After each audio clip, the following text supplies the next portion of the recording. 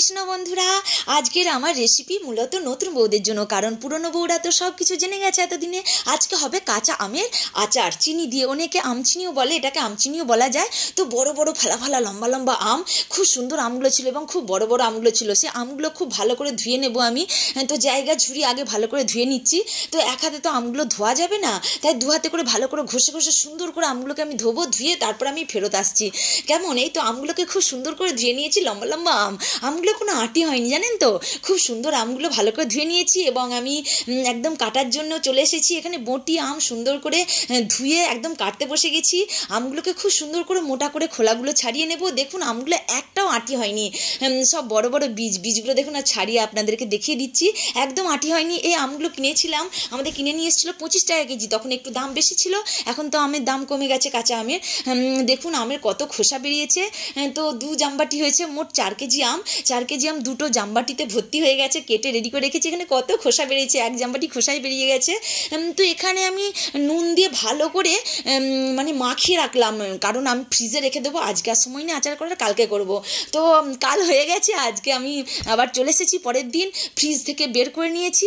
দেখুন কতটা জল বেরিয়েছে। এটা শুধু পিওর একদম আমের জল, এতে কোনো অন্য জল মেশানো নেই, শুধু কাঁচা আমের জল। তো চলে এসেছি কিচেনে একদম আমের আচার বানানোর জন্য। আমি সুরেলি চ্যাটার্জি, সবাই আমাকে চেনেন। তো এখানে শুকনো লঙ্কা আর 5 ফোড়ন নিয়ে নিয়েছি, আর এখানে জল ঝরানো আম তো আছেই, আর এখানে একদম মাজা ধোয়া পরিষ্কার চকচকে সাদা সিলভারের কড়া, আর এখানে কাচ্চিঘানি সর্ষের তেল নিয়েছি।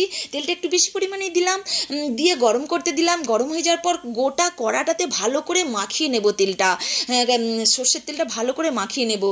নিয়ে গরম হয়ে যাওয়ার পর শুকনো লঙ্কা আর 5 ফোড়নটা আমি দিয়ে দিয়েছি। এবারে হাতে করে একটু একটু করে আমগুলো দেবো, নাহলে তেলটা ছিটকে ছিটকে চারিদিকে পড়বে, গায়েও ছিটকে আসতে পারে। সেই ভয়তে আমি হাতে করে কিছুটা আম দিয়ে দিলাম, তাহলে ছিটকে পড়বে না। তো ভালো করে আমি মানে একটু নেড়ে নিচ্ছি, তাহলে ছিটে যাওয়ার কোনো ভয় থাকবে না। আর শেষে পুরো আমটা আমি ঢেলে দিচ্ছি। যেহেতু এক হাতে ক্যামেরা করছি আর এক হাতে আমি আমটা ঢালছি, এক হাতে কাজ করছি, সেহেতু একটু তো অসুবিধা হচ্ছেই। তো আমি এক হাতেই ঢেলে নিলাম। তো একটু আম রয়ে গেল, পুরো আমটা এত বড় কড়াতেও ধরলো না। 4 কেজি আম ছিল, পুরো আমটা ধরলো না। 500 মতো আম রয়ে গেল, ওটা পাশের একটা কড়াতে আমি করব। তো আমটা ভালো করে ভাজা ভাজা করে নিলাম। একটু ভাজা ভাজা হয়ে যাওয়ার পর তো আমি বড় চামচে 2 চামচ ভর্তি ভর্তি হলুদ দিয়ে দিলাম। হলুদটা দিয়ে ভালো করে আমি ভাজবো, হলুদের কাঁচা গন্ধটা যাতে মরে যায়। ভালো করে ভাজবো, আমটাও সুন্দর করে ভাজা হয়ে যাবে আর হলুদটাও, কাঁচা হলুদের গন্ধটাও চলে যাবে। দেখুন ভাজতে ভাজতে এই পরিস্থিতি হয়ে যাচ্ছে, নাড়তে নাড়তে গলে যাবে। এটা যেহেতু আঁটি নেই, এটা একদম নরম আমটা, লম্বা লম্বা কিন্তু নরম এবং বড় হয়েছে বলিষ্ঠ। হাতটাকে ভালো করে ধুয়ে নেব। ধুয়ে নিয়ে আমি নুন দেবো, একদম গুনে গুনে 4 চামচ নুন দেবো। যেহেতু আমার এই চামচটা একটু ছোটো চামচ, তো 4 চামচ নুন দেবো, কিন্তু আপনারা বড় চা চামচে 2 চামচ নুন দেবেন, তাহলেই হবে। 2 কেজি আম, আবারও বলছি 500 মতো আম রয়ে গেছে, ওটা পাশের কড়াতে দেবো। বাকি আমটা এখানে রয়েছে। তো নুন দিয়ে আরও ভালো করে নাড়ছি। নুন দিয়ে নাড়ার সঙ্গে সঙ্গে কিন্তু এটা গলতে শুরু করছে, মানে গলে যাচ্ছে, নরম হয়ে যাচ্ছে, সেদ্ধ হয়ে যাচ্ছে। তো সেদ্ধ অনেকটা প্রায় হয়েই গেছে। এর ওপরে এখানে আছে 1 কেজি 750 চিনি।